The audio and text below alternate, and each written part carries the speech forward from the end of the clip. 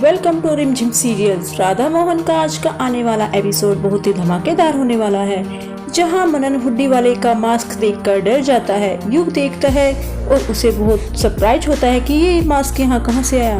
उधर दूसरी ओर मोहन केक बनाता है। गुनगुन मोहन से पूछती है कि एक केक मनन तक पहुँचेगा कैसे, और उससे कहता है कि केक बनाना उसका काम है और केक पहुँचाना भगवान कृष्ण का काम है, वो उसे उस तक पहुँचा ही देंगे। केतकी अजीत से कहती है कि कुछ लोगों को अपने रिस्पेक्ट की बिल्कुल भी परवाह नहीं होती, और कहती है कि राधा मोहन का अपमान करती रहती है, लेकिन मोहन मनन के लिए केक बना रहा है। मोहन केतकी से कहता है कि वह राधा और मनन के लिए कुछ भी बर्दाश्त कर सकता है। तभी वहाँ मीरा आ जाती है, पूछती है कि क्या हो रहा है। केतकी मीरा को बताती है कि राधा ने उन्हें मनन के बर्थडे की पार्टी के लिए इनवाइट नहीं किया, लेकिन मोहन फिर भी मनन के लिए जन्मदिन के लिए केक बना रहा है।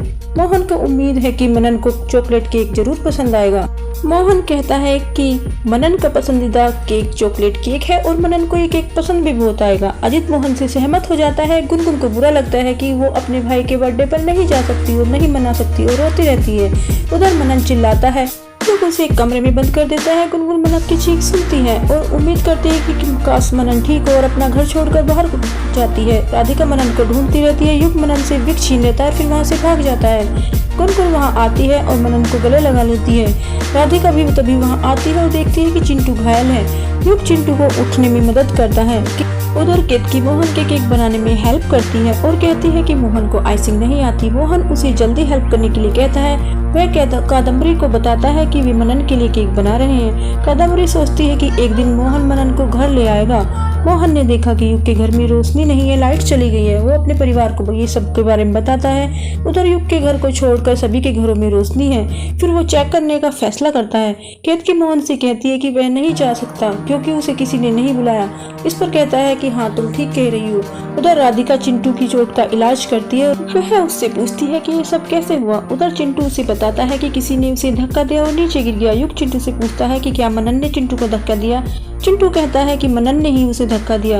राधिका मनन से पूछती है कि क्या तुमने चिंटू को धक्का दिया। मनन अपना सर हिला देता है और कहता है कि मेरे हाथ में मास्क था। फिर राधिका पूछती है कि कौन सा मास्क। फिर वो उसे हुड्डी मैन के मास्क के बारे में बताता है। युग कहता है कि मनन को कोई वहम हुआ होगा कि चिंटू को धक्का दे दिया। राधिका मनन को डरने के लिए मना करती है और फिर चिंटू ने अपनी माँ को बुलाने के लिए कहता है।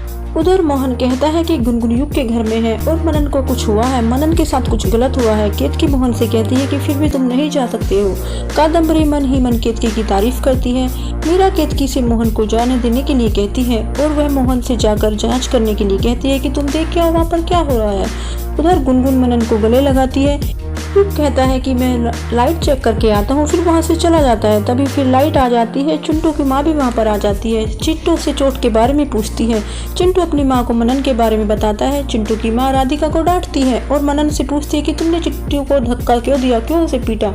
तभी एपिसोड खत्म हो जाता है। तो ये था आज का एपिसोड। अगर आपको पसंद आया तो हमें कमेंट करके जरूर बताएं और इसे लाइक और शेयर भी जरूर करें। और अगर ऐसे ही इंटरेस्टिंग एपिसोड्स की अपडेट सुनना चाहते हैं तो चैनल को सब्सक्राइब कर लें और बेल आइकन को दबाना ना भूलें।